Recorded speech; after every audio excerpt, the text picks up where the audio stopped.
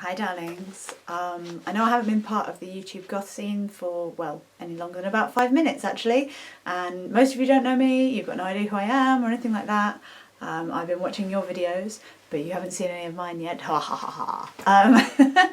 Anyway, I stumbled across the an honest goth talk by LigeiaResurrected recently, and I know that a lot of people have been doing some responses to that video and they've been saying some really interesting things. I've been watching a whole load of your videos. It's been really interesting to kind of hear your responses, and obviously the original video itself.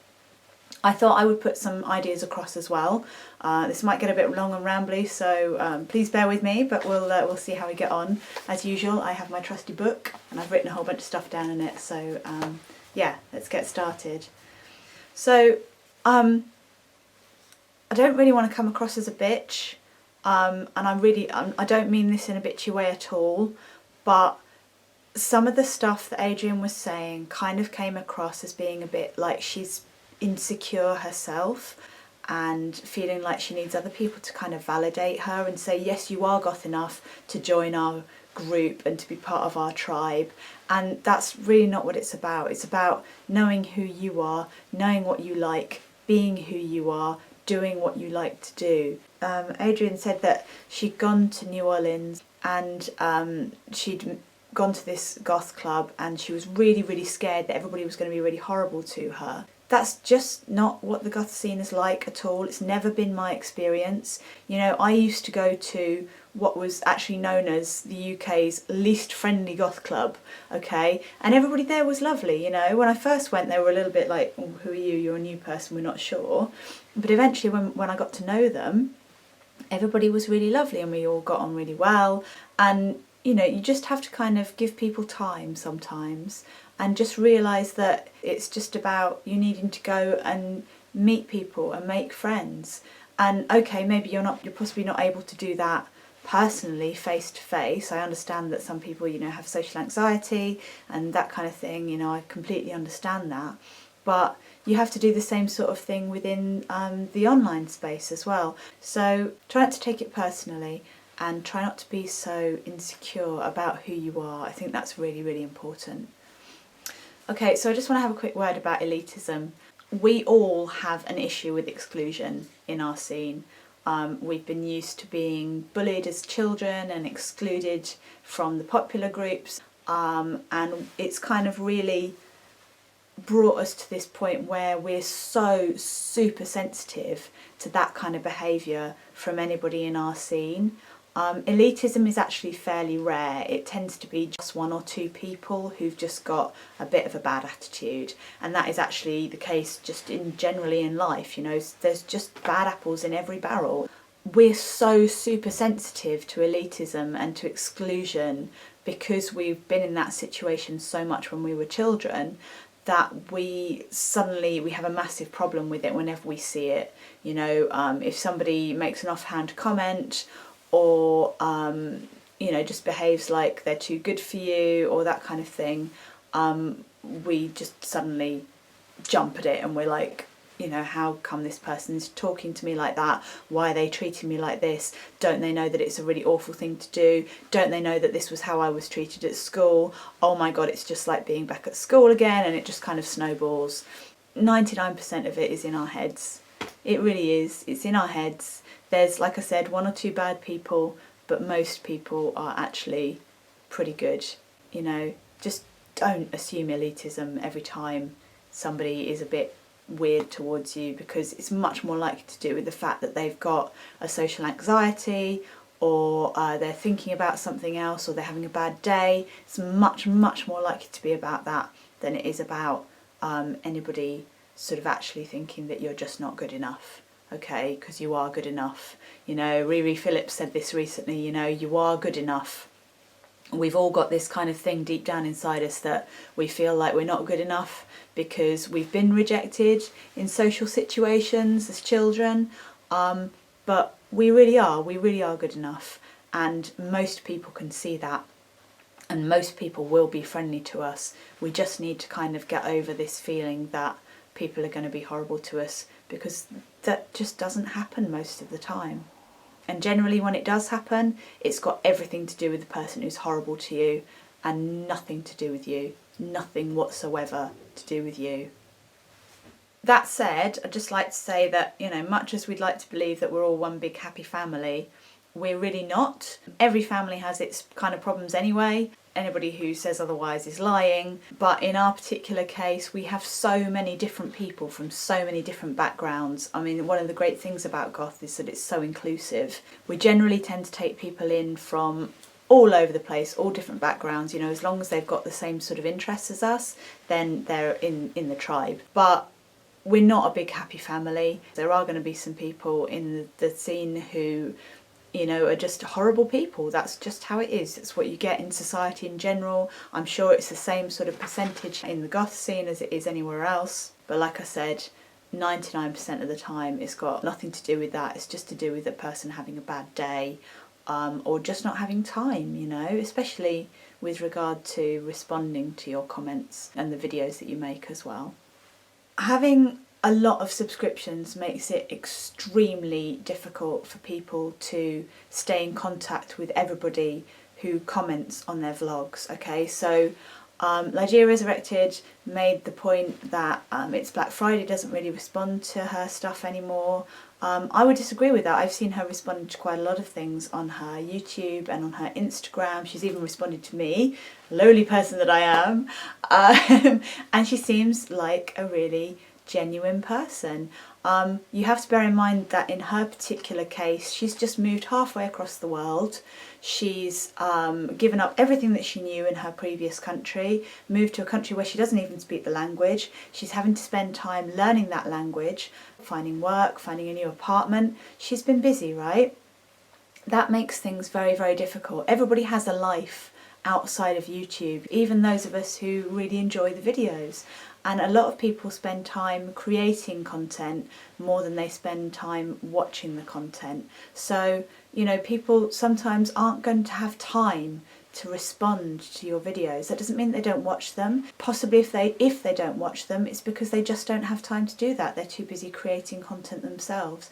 Don't take it personally. It's not a personal thing at all. It's just got to do with the fact that they've got hundreds and thousands of subscribers, and it makes it very, very difficult for them to keep up with or comment on any particular people's responses to those videos.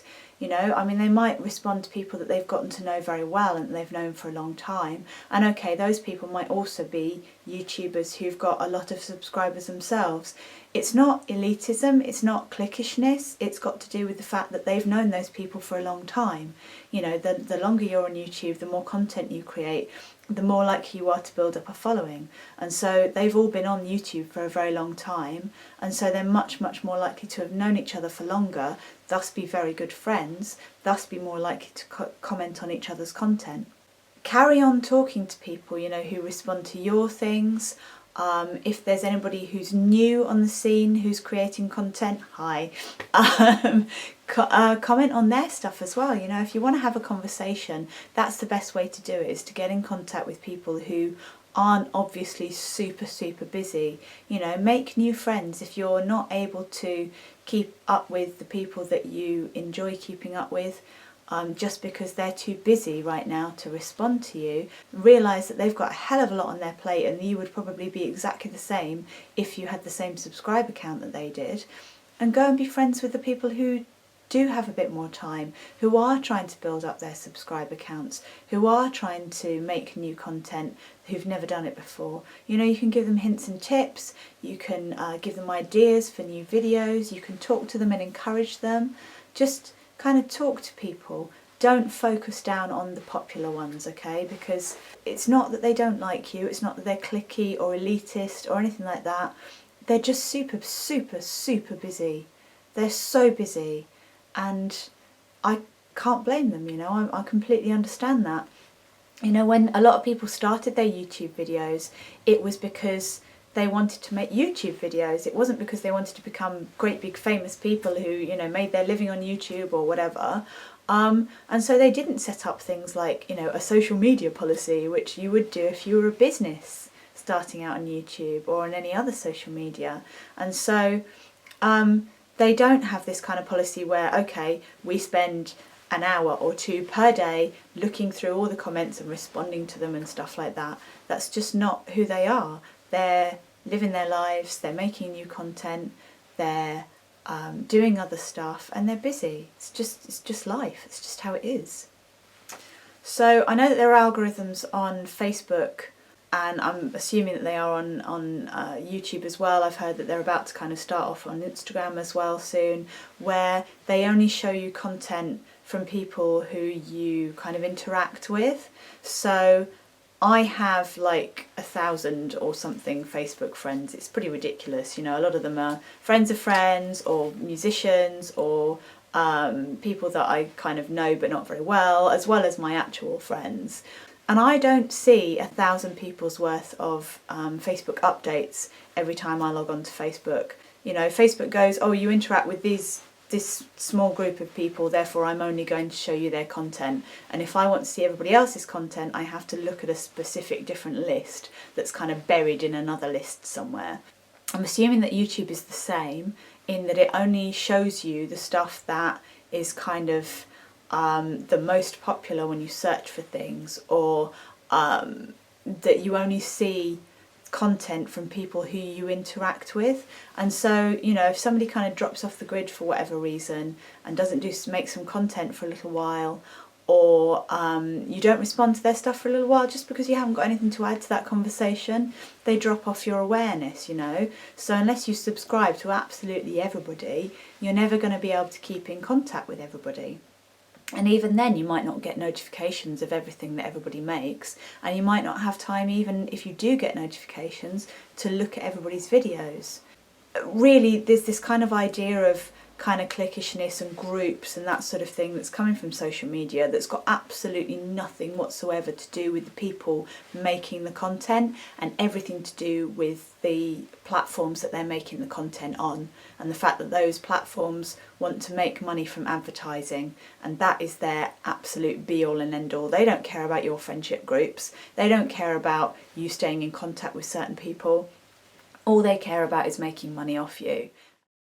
So literature is important, okay? You know, LigeiaResurrected made the point that people tend to be a bit kind of disparaging towards literature in the goth scene, and I disagree with that. I think it's really important to all of us, partly for the reasons that she said, but also partly for the fact that a lot of us are readers and a lot of us do write, and I think a lot of people are into the gothic literature.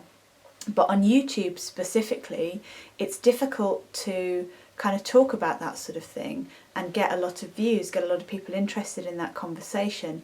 YouTube isn't really the ideal medium to use for talking about literature, and so I think that's probably why a lot of it isn't really discussed. Generally, people come to YouTube for information on DIY, on style, on makeup, so that's what people make, you know. People make the videos that other people want to see and that they want to see as well. I think if you want to have discussions about literature on YouTube, definitely, by all means, start those discussions, you know, make those videos yourself, make the videos that you want to see, and then people will join in with that conversation.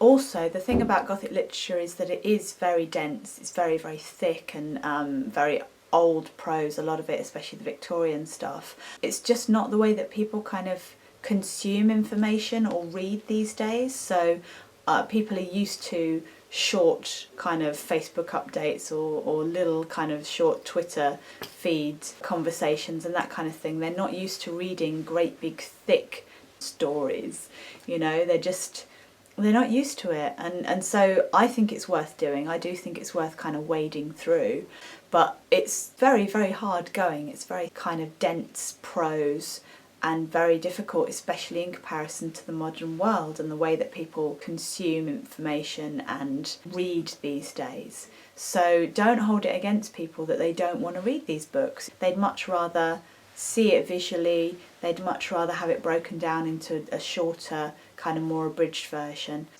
So also you might feel like there's a decline in YouTube content creation, and I'm not sure that's true myself, you know. I think people are still updating their YouTubes fairly regularly. You know, I'm seeing new stuff appearing all the time. I appreciate that. Obviously I've kind of come on the scene very late, and there might be people who are kind of leaving and going to other social media platforms now for whatever reasons. But I mean, that's just kind of how things evolve and how things have always evolved. You know, when I first started out meeting other goths on the internet, it was through a program called IRC on NetGoth, and it was through mailing lists.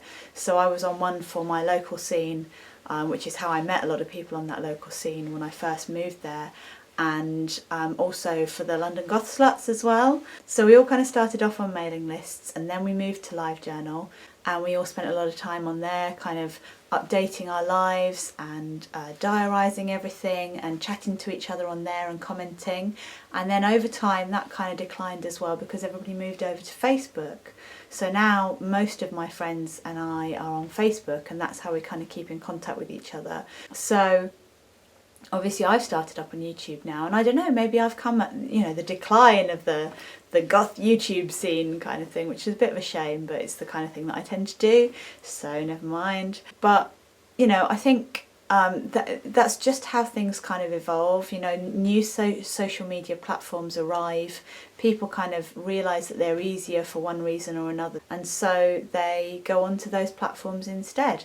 And it's just kind of an evolution the whole time, you know. So, I mean, there's only so many times you can do a video on a particular makeup look or a particular style or a particular thing. And so I think some people kind of run out of steam and they think, oh, you know, I haven't got anything new to contribute in this particular medium, but there's another social medium that's actually working a lot better for me now, and I can create new content on there, and it kind of feels fresh and new, and there's some more interesting conversations arriving on there. People kind of move on, you know, they move to new things. So maybe it is just a natural decline in the YouTube posts because everybody said what they wanted to say in this particular medium, or maybe it's just a small lull and then it'll kind of come back up again, whether that be through new contributors or perhaps through the original contributors coming back because they've got new things to say.